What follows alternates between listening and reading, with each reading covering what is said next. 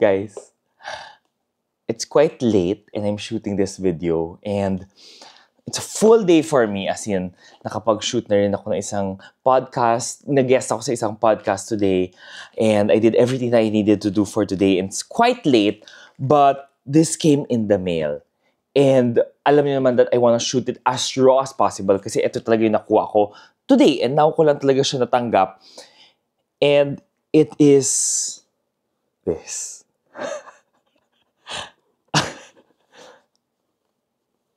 I'm actually out of words and I'm lost for words.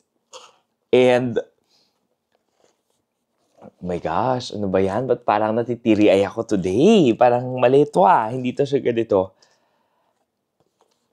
And I wanted to shoot this video because this is how natural, how raw it gets. If a lot of you might watch other YouTubers, feeling ko alam niyo na kung ano siya. I wanna do a preface. Gusto ko talagang lost for words ako. That this year actually marks my 5th year on YouTube.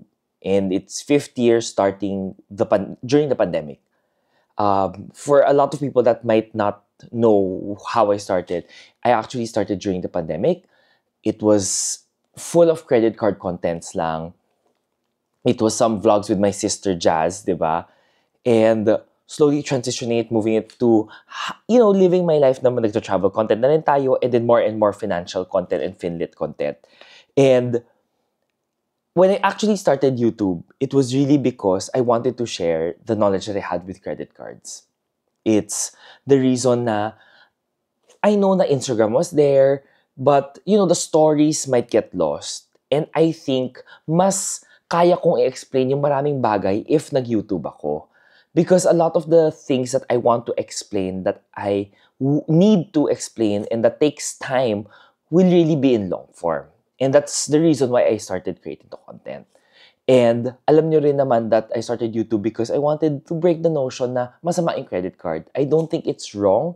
It might be wrong if you use it in the wrong way. Kaya nababaon yung mga tao sa utang. And I want to be there to help, to guide na hindi, ganito natin siya gamitin, ganito natin siya ma-maximize. And everything that I commit and I do is always, alam niyo naman, di ba, is free of charge because I think that that's the value that I can help, the value that I can give to the Filipino people. And that's why I keep on creating content and lagi ko nasabi na taglish siya. Kasi ang main audience ko should be Filipinos. Hindi naman para sa ibang bansa. Kaya, sa lahat ng mga sumabaybay sa akin for the whole in the past 5 years, I wanna give thanks to you. Maraming salamat. The first few subscribers who commented on those very raw, very, as in, pangit ng edits, yung mga videos na nagkakatuwaan kami ni Jazz, maraming salamat. Because you were the first few people who believed in me. You were the first few people who gave me the platform. And I think those are the things that, hindi mo siya nabibili. I always say it na parang the support that you give me, guys, is things that I cannot buy. It's the support that the time that you give to watch the content, to comment, is so valuable to me because hindi yun nabibili ng tao. Kaya maraming salamat. And as I grow, syempre, I did seek help. So, all of the ones that helps me edit my videos, di ba? Alam niyo naman kung sino kayo, di ba? Karen, Missy, the one that helps me manage my Facebook as well, Lexter, and of course, Joram, who really helps me a lot of things na sometimes my social media and also yung kabatuhan ko na parang may sense ba yung mga script na gusto kong gawin. Because, someone who does sometimes have imposter syndrome, napapaisip rin ako paminsan na parang, tama ba to? Tama ba itong gusto kong gawin na content? And kailangan ko lang ng soundboard. And every time sinusuportahan nyo yung mga yon, maraming salamat. But also to my team, the one that helps me, maraming salamat as well. Um, gusto ko talagang parang napatahimik ako. I'm just looking at it now. And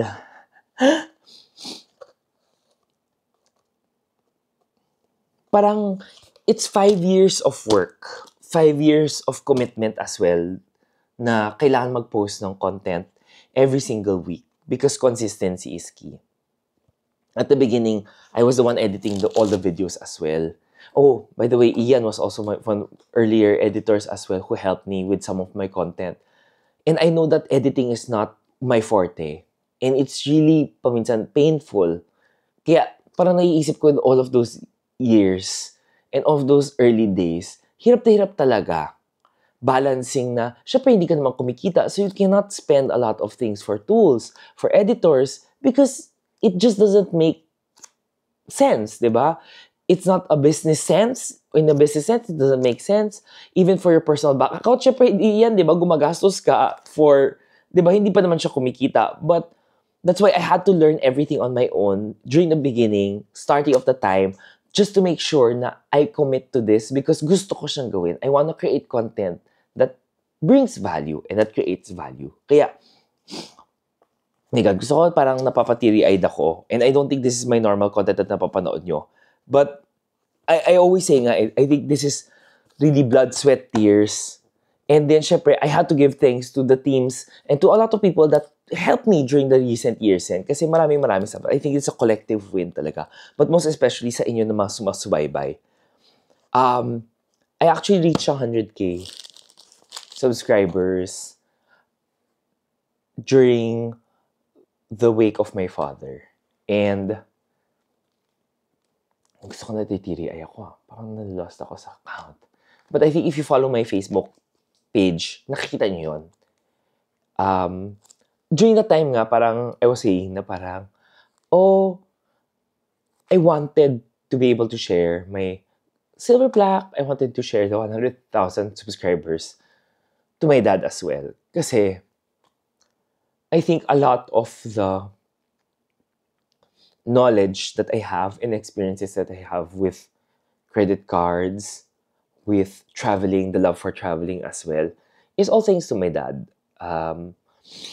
At a young age, I think my dad was gusto ko na-lost rin ako sa English, pati yung sentence ko na sinasabaw na ako, guys. But my dad was the one who gave me a supplementary card. And siya rin yung nagtuturo na, every time na mag-billing, kailangan natin i-double check yung mga items. And even traveling, my dad will always say na, now that you're given a chance to travel, and alam kong how he values those experiences. He always says na, open your eyes, see the world. Huwag ka lagi na sa cellphone mo, lagi nakatingin doon sa mga laruan mo. Because these are experiences that you can learn something from. And when you learn something, it's things that money cannot buy. Because these are experiences that you have to live. Kaya I always remember that whenever I travel. And kaya I dedicated also big part to my dad kasi without him entrusting me with, let's say, a credit card, with the world of rewards, with the possibility to travel, I think I would not be able to create this kind of content with so much conviction kasi may experiences na ako. And I usually talk about things na may experience ako because mas madali for me to talk about it rather than talking about things that I don't have experience with or in, diba? So,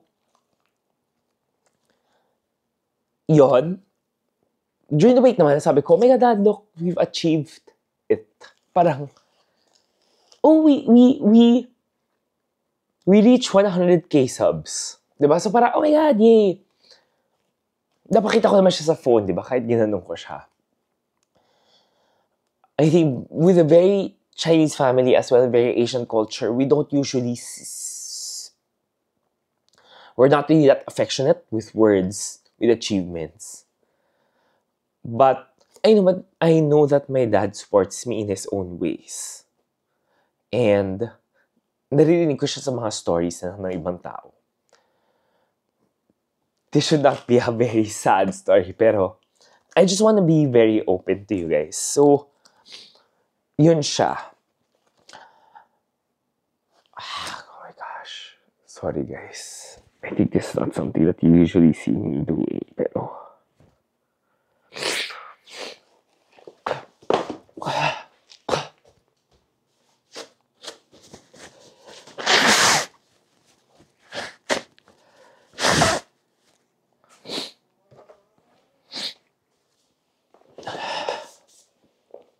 Okay, good.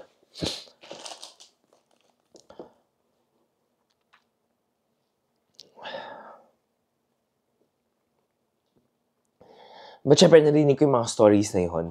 And those stories that I'm very thankful. Kasi, let's say, those are nurses doon sa where back then we were going to have my dad's chemo.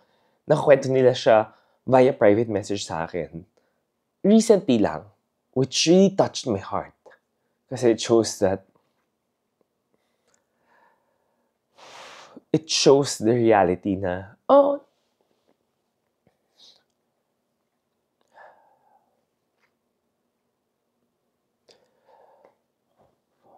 my dad was always rooting for me. Even yung mga votings last year, parang nagpapatulong siya doon sa nurse just to vote. Kasi ayaw niyang malaman na nanonood siya ng content ko. It's a very Asian thing and the Asian parent to do. But I always felt naman that my dad was secretly watching. Kasi po minsan naririnig ko yung boses ko sa phone niya. So, I think I just want to say, Dad, we did it. And hindi tayo magsasawa creating content that helps a lot of people, a lot of Filipinos as well. Gosh, guys.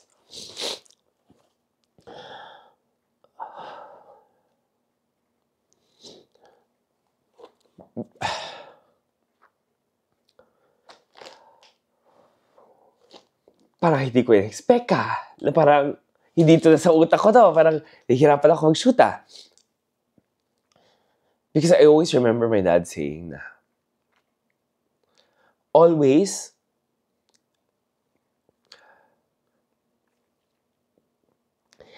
he was always telling my brother nga, because my JP is a doctor.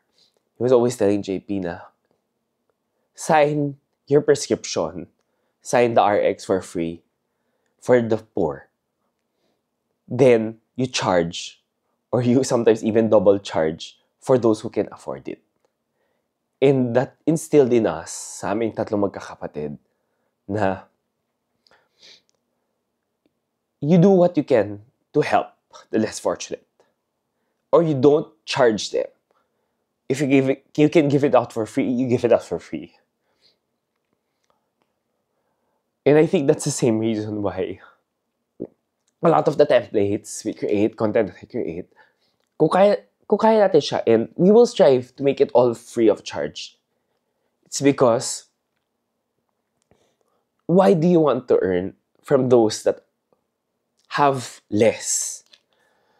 If we want to earn, then maybe i-charge mo lang those who can afford it because they have the privilege, they have the capacity. Kaya, as much as possible, we will make all of those templates free of charge. And that's one of my commitments. Kaya, ay gosh, ang tagal na nito vlog na to para guys. This is not my usual content. Parang nako-conscious, nasa self-conscious ako dito. But, yes, yun siya. And, 5 years of work. 5 years of work. 5 years of your support as well. Kaya maraming salamat.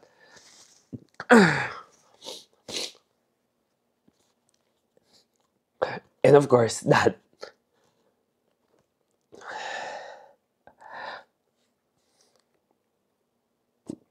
Oh my gosh. I'm so excited to open it and share it with you. Kaya, ipapakita ko pa rin naman sa'yo to pa.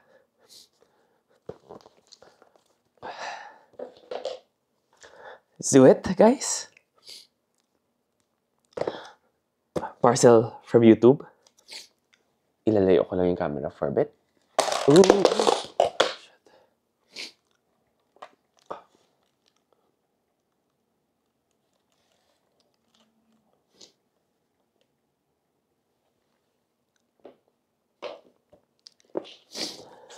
This is it, guys. So, YouTube, nandito yung mga address ko rin as well kanina. Isa-slice ko na siya.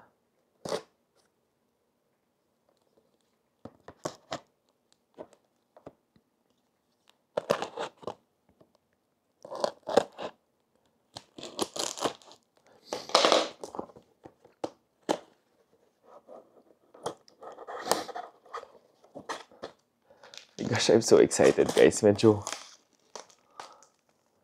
Okay.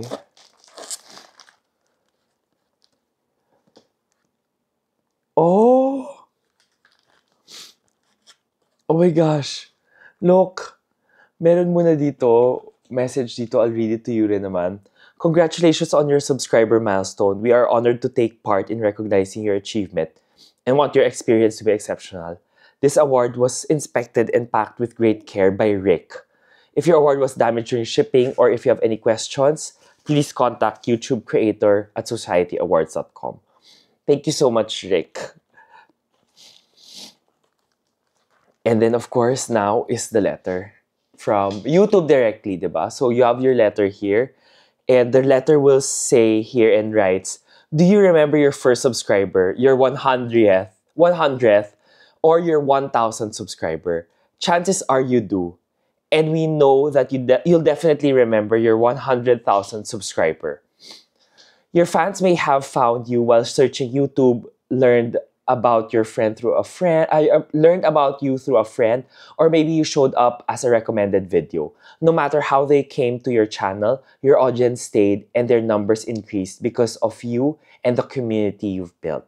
We're proud to honor your impressive milestone on reaching 100,000 subscribers with the Silver Creator Award. Congratulations!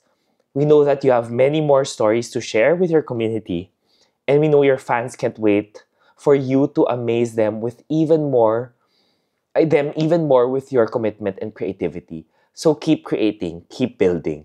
We can't wait to see what you'll do next, and we're here to support you along the way. And who knows, when you reach your millionth subscriber, we may write to you and ask, do you remember your 100,000th subscriber?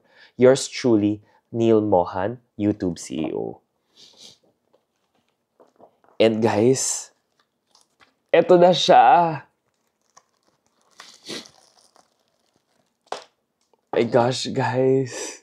This is it. Oh my gosh, guys. Look at it.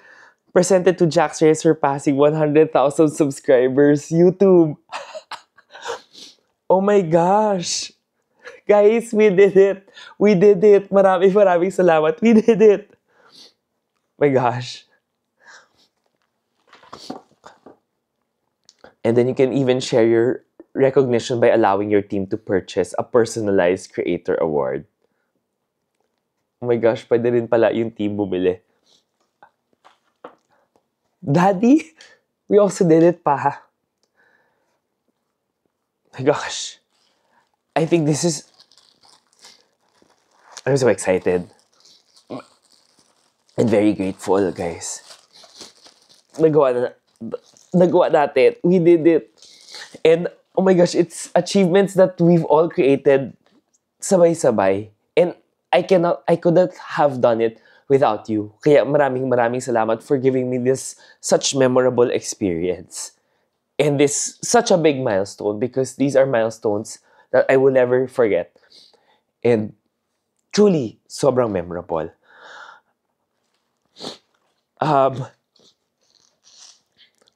Pati ako sisipon na ako, guys. Baka sabihin nyo, ano ba yan, Jack? Sisipon ka na.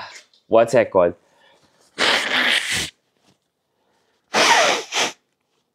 Sorry.